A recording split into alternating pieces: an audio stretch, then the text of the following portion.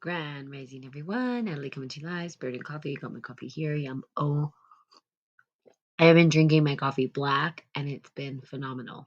Oh my God, so good. I put some cinnamon, cardamom. I forget.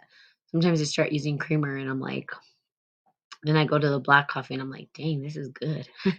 Anywho, um, so had Pam on, my friend Pam, talking about astrology. Pretty awesome, if you will. I thought having people from different perspectives and different ways of communicating this information is critical because not everybody's speaking the same language. Some people are using different processes to get to the same place. And I love that. That's the beauty of alchemy, spiritual alchemy, is that there's many ways to get to the same place, right? And the same place being what? Well, the transcendence of the soul or ascendance, whatever you want to call it, right? We're reaching those expanded states of consciousness, and we're able to sort of rip the bubble apart so much that we're able to find unity.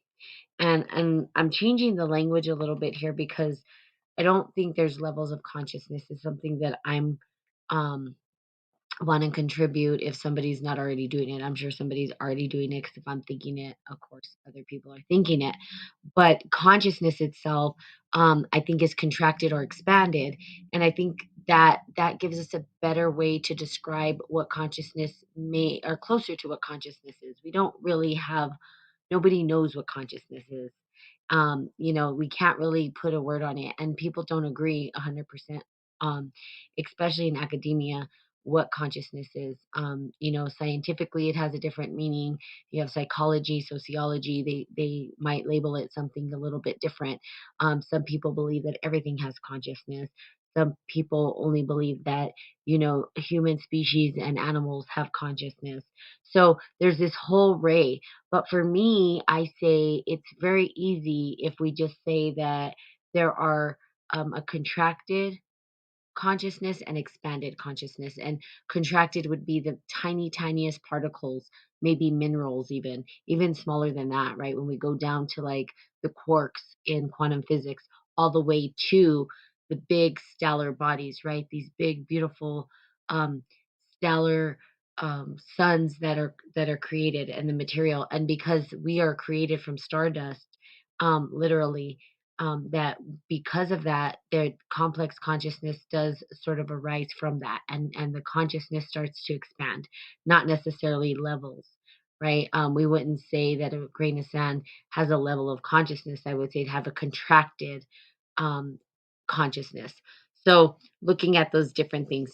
But I also wanted to talk about, this is kind of free flowing for me today. I know before I was reading the book, and sometimes I stray away from it because I feel like there's other things to talk about that might be more important.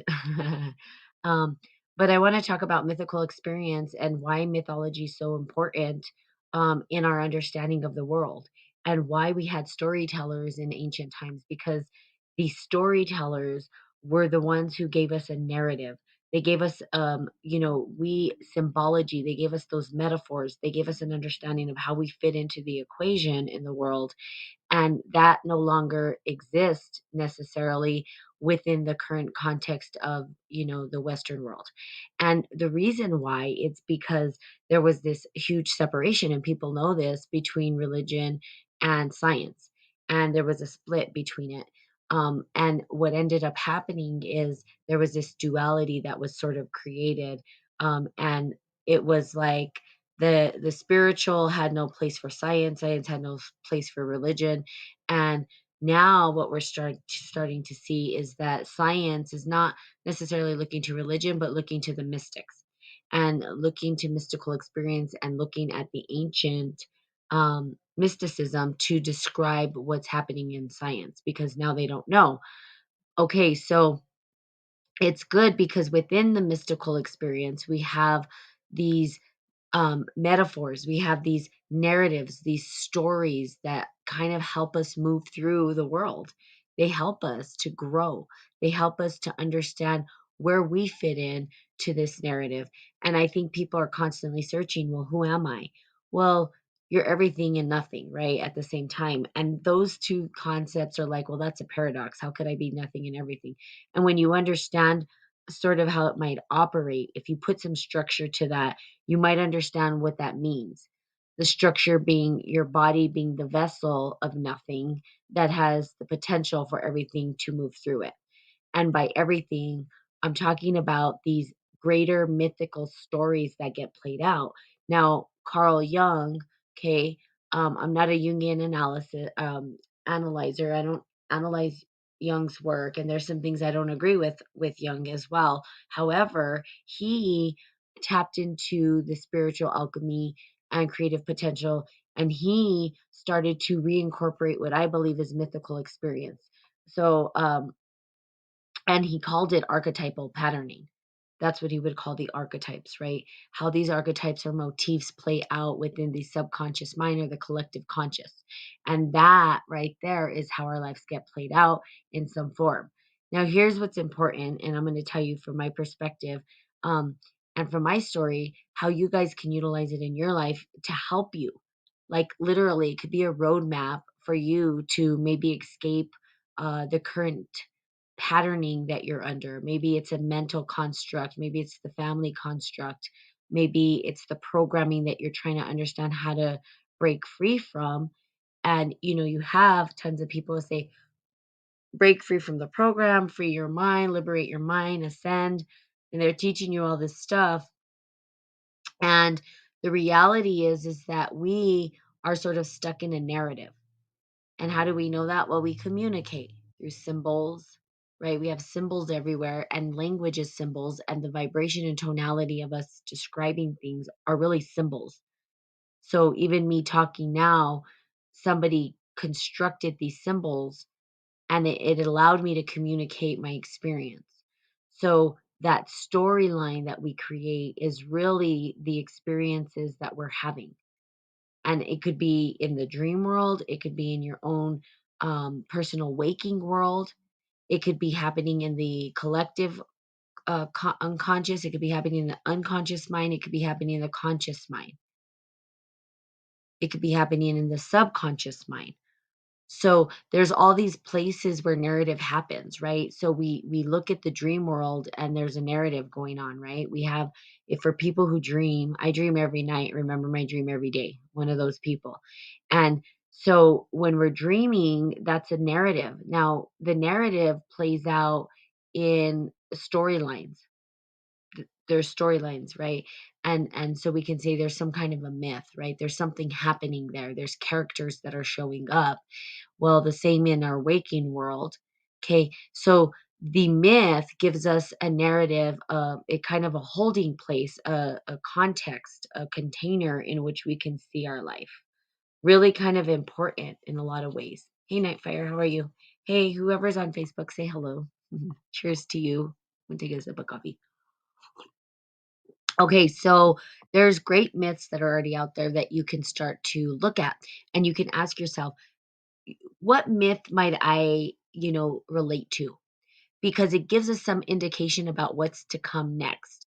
Now, they call this prophecy, right? People will say, oh, they were prophets, they were this or that. No, they were able to recognize patternings because they see this patterns do play out over and over and over again, maybe in different ways. So, for instance, we'll have a movie, right? That is based off of maybe a comic book, right? Which is a narrative that was created. It's a hero's journey. And they say, well, the next producers, they spin it a little bit different, but it's the same story. That's kind of what happens with us. It might look a little different, but it gets still the characters get played out kind of different, the same, but it looks different. So when you understand what myth you might be under or operating through, you can kind of understand the characters in your life, which is it's pretty powerful stuff to look at. So Greek mythology, Roman mythology, we have native mythology. I mean, all of these great myths come from different locations, right? And every ancient culture had a myth, had a story. And those stories were the oral tradition that was passed down from generation to generation to generation. And it helped people to sort of understand. Yes, it does. I have continued previously unfinished dreams, even one from when I was a child.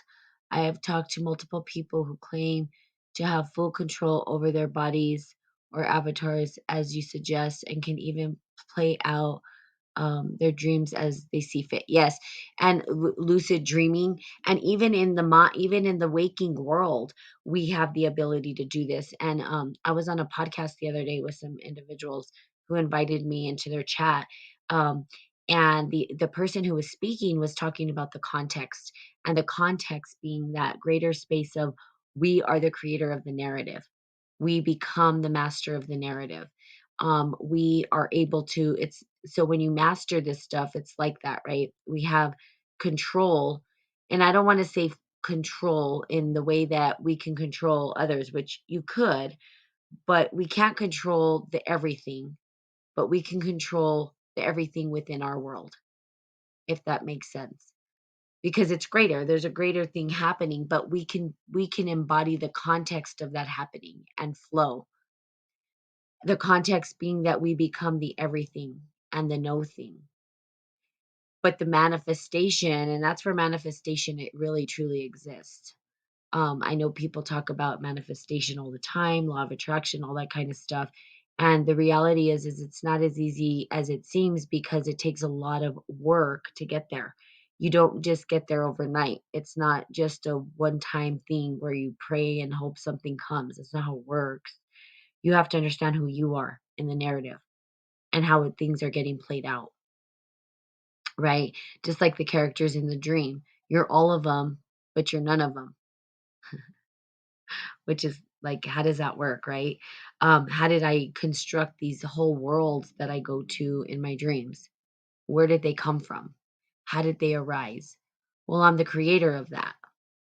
My subconscious mind, but is it tapping into something greater? Absolutely. And that world wasn't honored by science for a long time.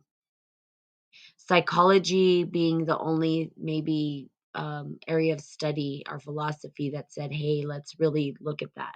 And now we're reintegrating these things back into science because science doesn't really know what to do anymore. You know, they try to outwit, like I say, they try to outwit God and they have proof that they can't, right? And by God, I mean creator, whatever you want to call it, you know, however you say it. This bigger thing that's happening that we think we can understand and we just really can't. I don't think we ever will. We shouldn't. Why should we? Why should we understand all of that information? It's too much for our bodies. We would go crazy. I always refer back to that movie, uh, the Crystal Skulls with Indiana Jones, when the lady at the end wants to know everything, and the aliens say, "Well, they don't want to because they know what's going to happen." And so they say, "Fine, you wanna know everything?" And then she explodes, you know, because it's just too much. Or Lucy alludes to this as well, in the movie Lucy, where she, becomes the computer in the super but she disappears. So we would disappear. There was just no way for us to understand and know everything. Um, and science thought we could, and people are constantly saying the theory of everything. Well, the theory of everything is really we know nothing. You know, we only know what we know. But the context and the narratives and the motifs and the art and the sacred geometry that we see within nature does exist within us as well. And that's something that we can kind of say, well, how do we utilize this? So go to some of the myths. I would say there's, like I said, there's Greek, there's Roman, there's even native traditions have their myths, you know, um, and even ancient tribes of different countries, they all had these myths that they talked about. Those myths kind of give us an idea, you know, they talk about how the great mother came and what that means.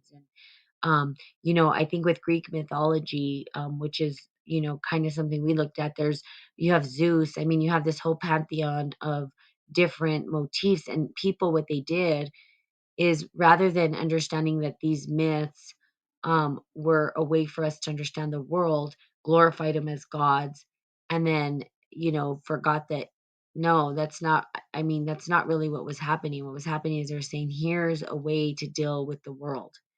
Um, you know, you have um, one of the things that I want to talk about, which is a big one, is narcissists, because people throw around the term narcissistic person and all this, which I did as well. But people don't understand that the word narcissist came from the myth Narcissus, and people don't even know what that myth is. And so I think when Freud came in and sort of put a clinical diagnosis to it, he was incorrect in the way that he actually did it based on the myth story. So if you go back to the myth story and you start to understand what the myth has to offer, you're going to come up with a whole different understanding of what narcissist means. So the clinical end of it was sort of they wanted to put a scientific understanding to these myths. And, they're not. There's different interpretations. It's open to be interpreted in different ways. So people will throw around the word narcissist. And again, I did as well. And I looked at the clinical understanding of the word. And really, the myth plays out with, a young boy who wanted he was in love with wisdom and self-love. He wanted knowledge and self-love, and he put that above everything else. That was his priority, that's what he wanted. And he turned away all of the people who admired him because people admired him. He was a good-looking guy, and so all these nymphs and everybody would he had all these admirers, and he didn't want them. He was like, "I don't want you. I want self-wisdom, self-understanding, self-knowledge." And then echo, the word echo comes from the myth of Narcissus and Echo. So people don't know this stuff, right? And we throw these words out, not really truly understanding the true meaning of them. And I say go a little bit further, right? Understand the myth, understand how that myth might be playing out in your life. What does it mean for you? Echo could be if we looked at the word narcissist really and we saw that, we would say that maybe um people who are within the myth of narcissists, that everybody around them would echo what they're doing. Okay, they would echo everything that they're doing, not realizing that they are admiring and echoing them. Well, we see that all the time. People are trying to be like other people, right? So, are we narcissistic or are we echo? So, understanding the full myth, and then there's other things going on, like the mirror and the image, and looking at the mirror and wanting this false image to show up that's not really there, but trying to reach out to grab it and it's never really there. That really is a person who wants perfection, someone who wants perfection. So there's different ways to play with this myth story and to understand it. But we, right, will go to the clinical diagnosis and say, that's a narcissistic person. Well, we don't even know what we're saying. We don't even know what that means. We just took like few, and me too, again, a few words from that and then we say it, but there was a whole myth behind it. And Freud came in and Freud said, "Oh, let me put this diagnosis in scientific terms." And there's a ton of people in the clinical sense who don't agree with what he had to say. So Freud came in and did some crazy shit in psychology. And just so you know, I was born on the same day as Freud. Just thought I'd say that. Just thought I'd throw that out there. He was born on May 6th, and that's when I was born, which is kind of crazy. So I feel like maybe I'm coming to fix his wrongs, where narcissist was a big part of his work and talking about narcissism. Um, and I think he got it wrong. He didn't get it right. Um, And I think there's psychologists out there that are saying, yeah, this was incorrect. So go back to the myth, because the myth is a really important way that we can understand the world. We have Persephone, right? And we have all these different characters that get played out, and we embody those mythical characters. We embody them. So, and you even see this, right? People will say, "Oh, they're evil. They're embodying these things." We see, if you look at like Hollywood, right? When you think about Hollywood, when you see these women or men on stage performing, they're embodying a mythical character. And people call them evil or whatever. They say, "Well, it's not me. I was possessed by something. When I get on stage, I become a totally different person." What they're doing is opening their vessel to receive that energy. Now, scary, right? Because it's like, well, I want to have control over me. Well, who are you? What is it that you're embodying? What truly is the energy that's living within you? What are the characters that are playing out within your own psyche? How are those characters, maneuvering through your relationships? How are you dealing with your relationships? What does it have to tell you? What's the potential that it has to tell you, inform you how to play out? So, me looking at, the term and looking at the myth of narcissist and what does it mean for me? If I felt like I was being subjected to a narcissistic person, what would that mean? Well, the reality is I wasn't. That's not the truth. Right? The truth is the myth was playing out completely different than I thought, but I didn't know the myth. I just knew the clinical term. And when I understood the myth, everything shifted. Reprogramming, neural rewiring happened. And then I understood a little bit better, not because it's exactly the same, but because it allows us to have a context behind the inner workings of our psyche.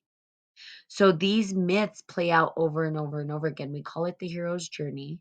It's part of spiritual alchemy as well. It's seen in tarot. We see that tarot has all these archetypal characters. And I don't even know about the word archetypal. I just keep saying it because that's what Jung used. And, you know, we could call it personality type. Somebody on the podcast that I was on, do you know? Oh, so you read Carl Jung. Do you know about the personality types? And I said, like what? And then Myers-Briggs and there's amograms and all this stuff. And I said, well, you know, the reality is those personalities, there's a bigger part than just personalities. What they've done is compartmentalize it into a few things. We're so much more than just that. And when we start to untangle the myth and we get out of the personality type, oh, you're a controller, oh, you're a supporter, oh, you're A type, B type. No, I'm not an any type. I'm a human that's having this experience and I could be anything and nothing at the same time. But there in my psyche and my programming lay hidden is a programming of a hero's journey of a myth of a narrative that I've been taking. You're on this narrative, this symbolic journey, and that symbolic journey equates to the language we use, to the way that we speak, to the context in which we create. And it gets bigger and bigger and bigger. And sometimes we don't know how to get out of it and we can't break the patterning. We don't know how to. We don't know how to break the patterns of our life. And then we get the same shit over and over. Like you see it, people will be in a relationship, right? And then they'll get out of that relationship just to get into another relationship exactly the same. Or, people will be in a situation and then they'll get out of it and then they'll end up in the same situation. Different characters show up. Well, what is it? They were like, "Well, the lesson's not being learned." Well, maybe lessons are being learned, but there's something deeper. Who are you in the equation that you're drawing in this type of energy? This is where personal responsibility comes in. This is where you look at yourself and say, "Okay, characters are showing up." Go to the myth stories. Go to the bigger narrative. And then ask yourself, what happens to the character in this particular narrative? Right? We have Atlas. We have so many different there's a pantheon, right? They called them the gods, but really they were energies that we were embodying. And and each one of us has that. So you can look Dionysus, Aphrodite. I mean, these are all Greek myth, whatever, but they've played out even within the Christianity. People don't really know that. Some people do. I think now that we have more information, they've taken all of these characters and put them into the Bible, and they've been played out over and over and over again. And then we see it over and over and over again. And so you are playing out a myth, something bigger patterning happening in the subconscious, in the collective unconscious, and in the conscious and unconscious mind. Not to be too cheap, but how do you justify that without being biased? Justify what? Tell me what you mean, Nightfire. Give me a little bit more context to work with here.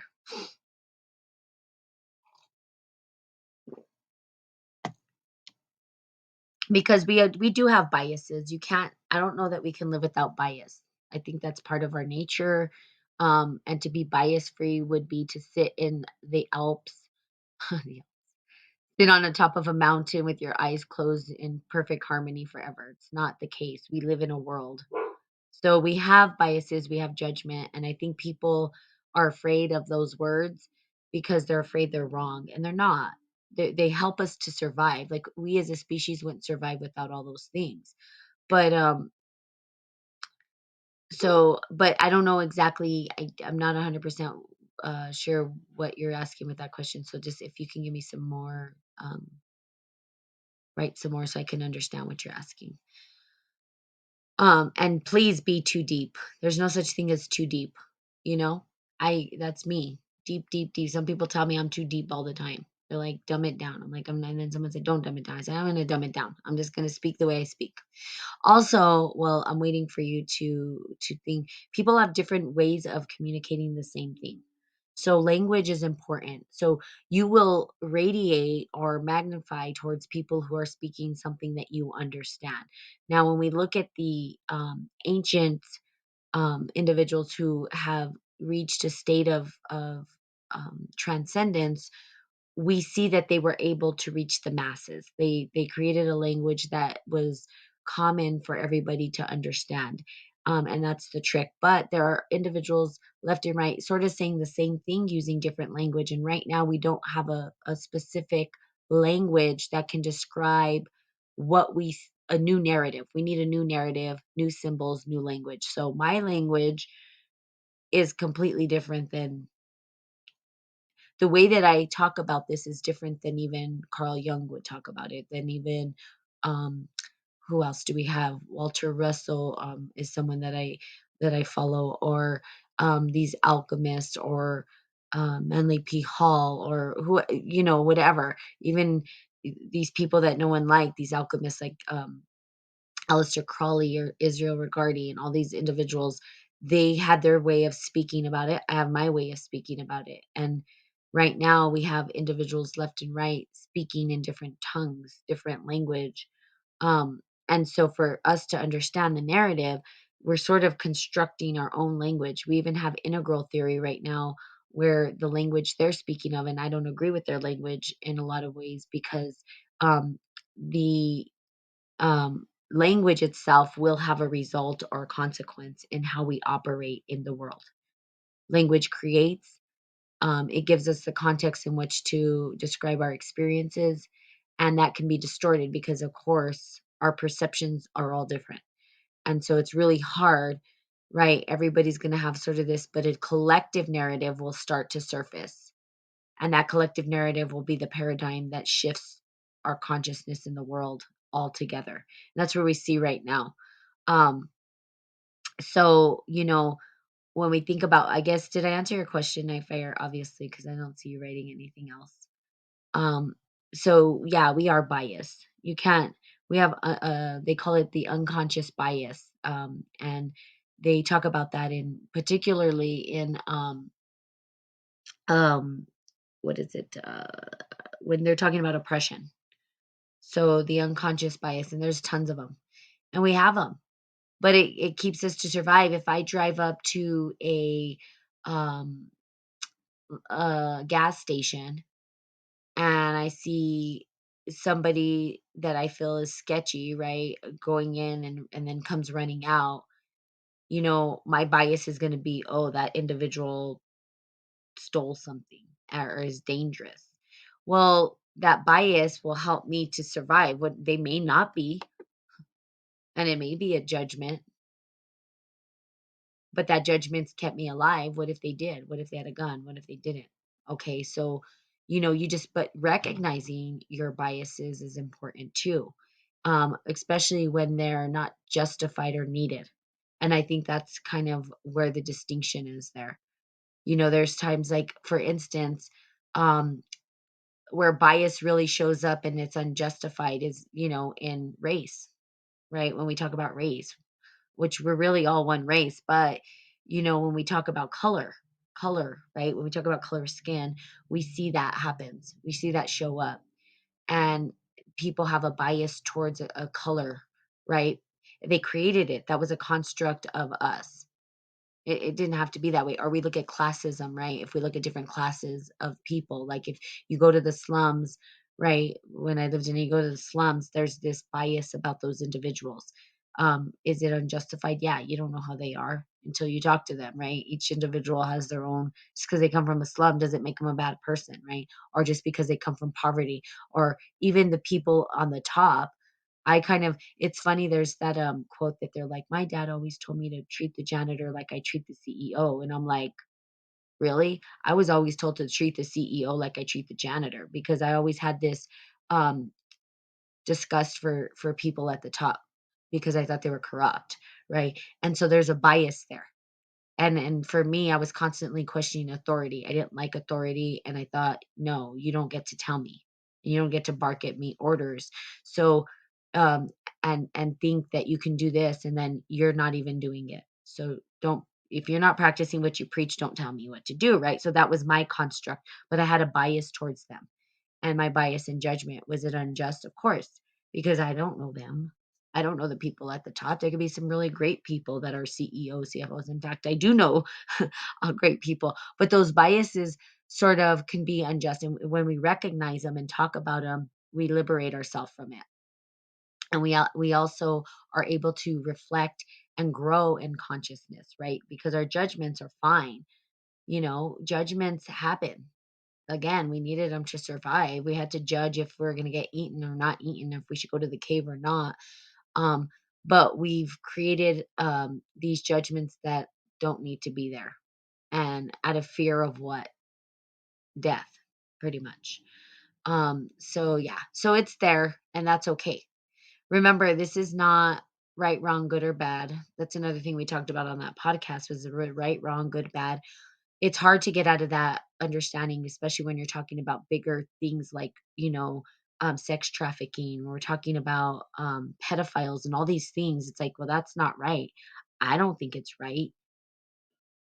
Okay. But when we look at it in the larger context, right, wrong, good, or bad, I don't know. I can't, for me, because I even had a friend, you don't believe in the death penalty. You don't believe, I said, no, because think about what Jesus said. Like, if I go and say someone should die, and that person the person murdered somebody, well, I'm becoming that person. I'm just taking on that character.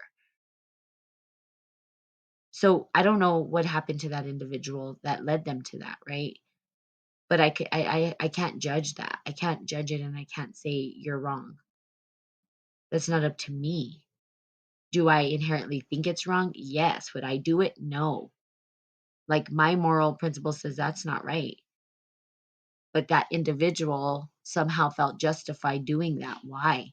My question is why? How did that person come to that? What was it that drove them into that state of mind to be able to harm another? What happened, right? Is it ever justified in my mind? Not necessarily. No. So, but it's hard because then how do you deal with this stuff? And this is where philosophy and all that stuff came in, paradoxes and you're going to be a paradox. I'm a paradox sometimes. And sometimes I'm a conundrum, and you go in circles, but we don't have the whole we can never know the whole picture, so it's really hard. That's why these narratives are really important to understand. That's why the myth is important to understand. So I highly encourage that you go out. Here's your homework. I like to give homework. Go out, think, reflect upon your relationships, reflect upon yourself, and ask yourself, start looking at the myths and start saying, well, even in sometimes it's easy just to look at characters in like TV shows, like in movies, right? Movies is there's so many heroes journey. Like I kind of relate to that character. Well, if you do, I guarantee that every character that you see is a character that came from an ancient character. People think they're these new characters were created. You can, but they really probably come from an old narrative. And you can find the old narrative and kind of look at the myth behind it and say, okay, you know, that is how it's playing out in my life. And then you can reflect upon it and say, well, how does this person interact with other relationships? And how does that show up? And what is the actual storyline of this particular mythical character? And you are that person. You are that mythical character playing out a game. And then you can say, okay, now I know what to do next. Now I understand what can possibly come next. And then it's almost like you're predicting the future. But really, what you're doing is you're seeing what happens within the myth and you kind of know how it's going to play out. And it does, it plays out. It's pretty crazy, be honest with you. Once you start understanding this stuff and really diving deep into it and applying it to your life, not talking about it, but applying it to your life, you're going to see a transformation, even a neural wiring transformation in the mind. The difference in my mind after going through this process is peace and harmony. I was ridden with anxiety, and that's how I got rid of the anxiety. Not rid of it, well, rid of it for now. I'm not saying that it won't come back ever, but the trauma that was held within my body got released because of it. And now I'm at peace. And the neural wiring just went, all of these old narratives started coming up, my relationships, I could see flashes of visions and everything started to, and it was crazy, all in like boom, like that. But it takes work and you got to put yourself into the work. So you've got to apply it. So that's your homework, okay? All right, so there you have it. I love you guys so much. Have the most magnificent, marvelous, miraculous, monumentous, magical, mystical Monday ever. And I will see y'all tomorrow. Bye bye.